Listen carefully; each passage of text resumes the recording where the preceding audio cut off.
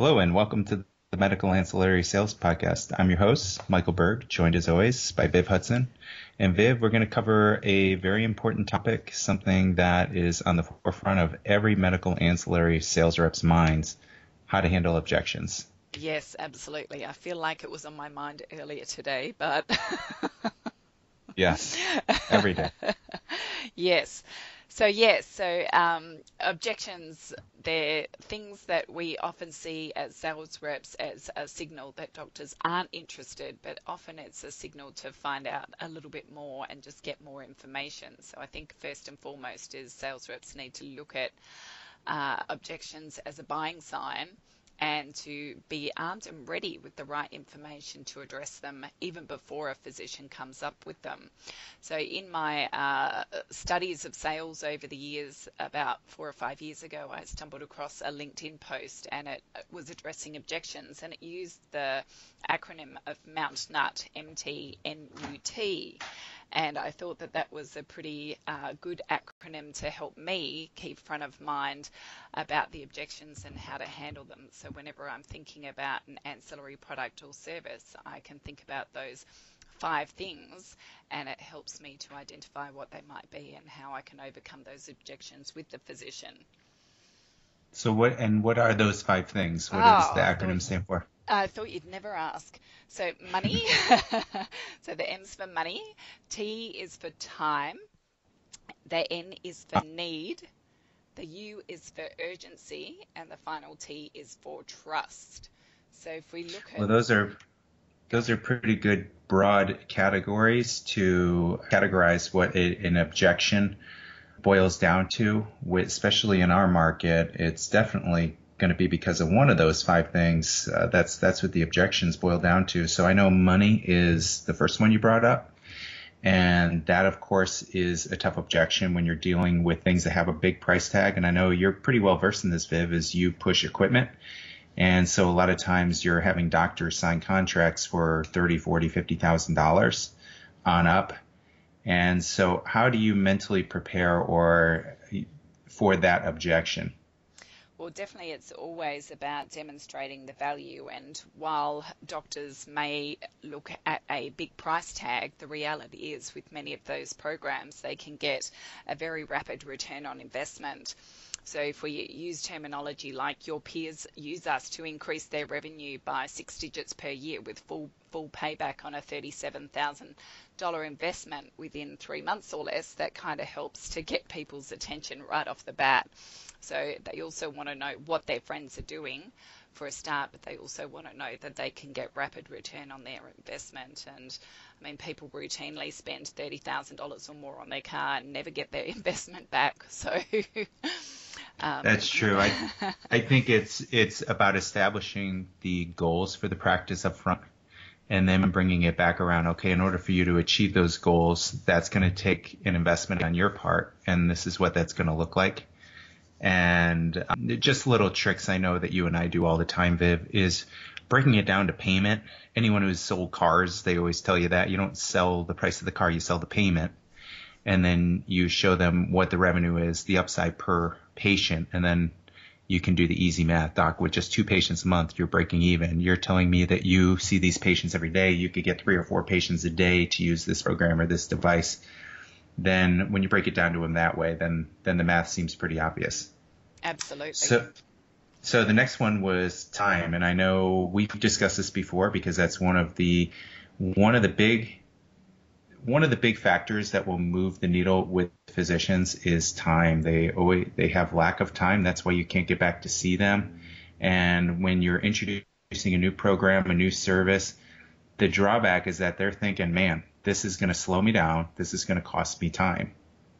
So how do you weave that into your sales presentation? Absolutely, absolutely. So if you look at time, I think as a sales consultant, this is where you can really shine, show your true colors, because if you are willing to be in the practice when they get their training and hold the staff's hands as they begin to implement a new program, then that's going to help address any issues about time that the physician may have. So one of the things is to minimize the amount of time that the physician will use in a program. So for example, when we're talking about our new osteo program, like we can have a mid-level running that program more so than the physician time themselves. If you're looking at the TM flow, you can have a PA or even someone who's not qualified at all be trained to be proficient enough to run the TM flow equipment. Or if you're doing something like blood draws, then get the person that's doing the blood draws, their phlebotomist, on board as to how many samples they think that they can bring in a day, a daily goal or a weekly goal, and get them to work towards that, so they become your in-office champion and someone that you can connect with to make sure that they're pushing and driving those programs, and try to alleviate as much of the burden as possible off the actual physician, so that it's one of the things with any business is that there's pretty much no problem that a business has that money can't solve. So if you're making enough money for the practice, then that empowers them to be able to recruit people to do some of the jobs that perhaps the physician doesn't want to do themselves as well. So there's just a couple of different ways that you can skin that beast, so to speak. So this kind of dovetails with the next one on your list, which was need. And that goes along with time, because a physician's time is limited. When you're pitching them a program, they're trying to convince themselves that they don't need it because this is going to disrupt their normal workflow. And anything that's perceived that's going to slow them down, that's going to be an issue. So how do you establish need when a physician's saying, you know what, I'm already doing this for my patients. I don't really perceive this to be a problem the way I'm currently doing it. So how do you weave this into your sales presentation and address that concern? Well, I think a lot of the solutions that we have are very good for physicians that are in primary care, and it enables them to provide a lot more services that they would typically outsource. And, every time you outsource a patient, there's a risk that they may not come back. So you can check in with the doctor, like, what's your comfort level around patient loyalty, and how would this solution share with them how it would help them to keep the patients engaged with their practice. So definitely, again, it comes down to looking at the goals of the practice. What kind of patient care do you want to deliver, and really helping to hone down on those patient needs to try to keep them within the four walls of that practice, so they're not having to go somewhere else.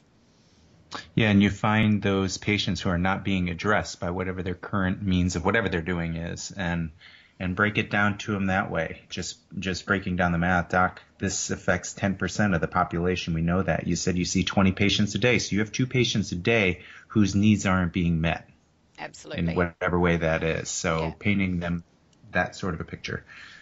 And okay, how about, go ahead, Viv. Yeah, sorry. I was going to say, and then there's the litigation component as well. So litigation's always kind of a red flag on people's minds, particularly physicians' minds, is that they don't want to expose themselves to anything that's going to increase their likelihood of being sued.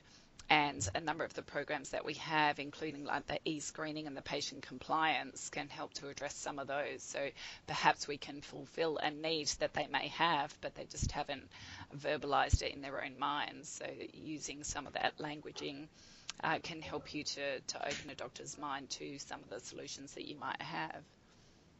So the next one on your list was urgency, and I'm sure everybody listening to this is probably thinking, oh my God, amen. Yes, that is the toughest thing to deal with a doctor, is you can get them to say yes to something, sign a contract, but then pulling it through and getting them to actually send you the samples, drive patients through whatever it is sometimes like pulling teeth. So how do you go about creating a sense of urgency?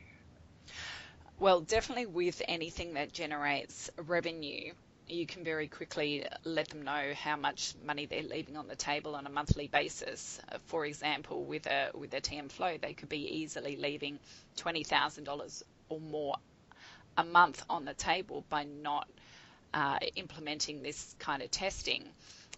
Or perhaps if we're looking at the osteo program, it could be like that figure times 5 or more, the money that they're leaving on the table. Also, every day that they don't address one of those patients' concerns or needs is another day that they risk that patient going out the door to somebody else.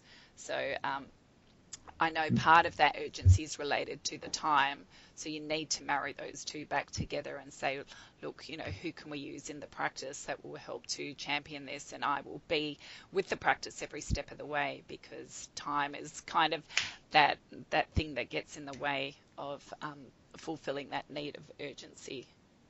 Yes, I always equate it back to, as I said in the beginning of the podcast, establishing what their goals are. Doc, these are the patients that it's going to help. Here's the upside to you.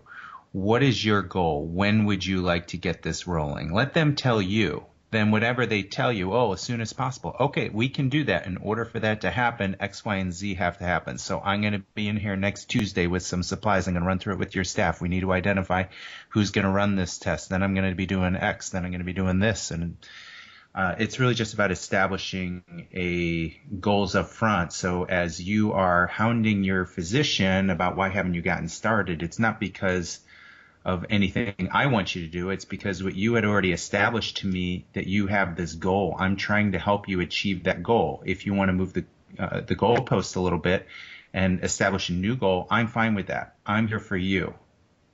Okay, beat that one to death. Okay, the last one is trust, which is probably dovetails with urgency too. Trust is probably the other big reason why your ancillary services are not getting implemented.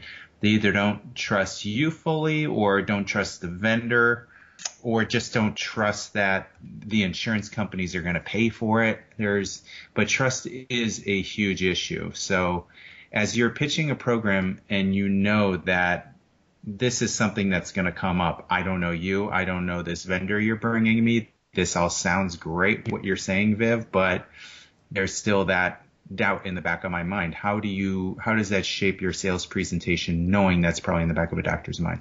Yeah, well, I think one of the things is that you always have to have front of mind what your relationship with that physician looks like. If you are going into a sale and your biggest idea about that sale is how much commission you're going to make, then good luck selling. You've always got to have the physician and the patient needs at heart to really be able to establish a good, strong relationship from the beginning, because subliminally it will come through in your sales pitch if all you have is the eye on your own prize. So you've really got to think how this solution is benefiting the practice. And also you yourself have to believe in the actual product. If you think that the product is just a revenue generator or something that's not really going to help a practice, then you're not going to sell that. So you're not going to establish that trust. So the first thing is for you to really believe in the product and how it benefits the doctor and the patient first and foremost. And I think if you go in with that mindset, you can very quickly establish trust very early in the piece. And I think the other thing is, like, you and I, Mike, we've both experienced times when a doctor's asked for a particular program and it really hasn't been a good fit for that practice. And you actually are upfront and selling, like telling them, look, I'd love to take your money for this piece of equipment, but really I don't think you've got the patient base for that. However, we do have a different solution that might be more beneficial to your practice. So I think when you actually talk people out of buying things, Yes. If it genuinely is not a good fit for their practice, then definitely that's another good way to help to establish trust, because then the physician knows that you are looking out for their needs and in the best interests of their patient as well. Yeah, you should know the sweet spot for each of these programs. So that's the advantage to selling a full portfolio of ancillaries, is you can tell them. We've had plenty of phone calls from practices saying, you know what, I would really like to do this allergy program. I'm a pediatric heavy Medicaid in Florida. All right, so we gently have those conversations. Well, okay, what is it about this program that entices you, and what are you looking to get out of it?